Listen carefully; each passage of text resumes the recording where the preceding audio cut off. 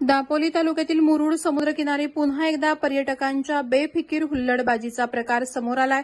रविवार दिनांक 3 नोव्हेंबर रोजी दुपारी 4 वाजण्याच्या सुमारास काही पर्यटकांनी समुद्राच्या उथळ पाण्यातच भरधाव कार चालवून थरार माजवला।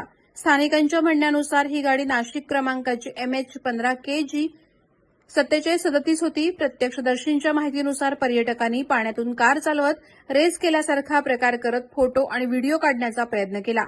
यावेळी काही स्थानिकांनी तत्काळ धाव घेत या पर्यटकांना थांबवलं आणि त्यांची समजूत काढली। पाण्यातील अशा प्रकारामुळे समुद्रकिनारी उपस्थित इतर नागरिक आणि लहान मुलांचे प्राण धोक्यात येण्याची शक्यता होती। या घटनेनंतर संतप्त नागरिकांनी या प्रकाराची माहिती तात्काळ पोलिसांना दिली। पोलिसांनी संबंधित वाहन आणि पर्यटकांविषयी चौकशी सुरू केली। स्थानिक प्रशासनालाही या घटनेबाबत माहिती देण्यात आली। समुद्रकिनारी अशा बेफिकीर वर्तनावर नियंत्रण आणण्याची मागणी नागरिकांनी केली आहे। गेल्या काही दिवसांपासून दापोली तालुक्यात अशा प्रकारच्या घटनांची मालिका सुरूच आहे।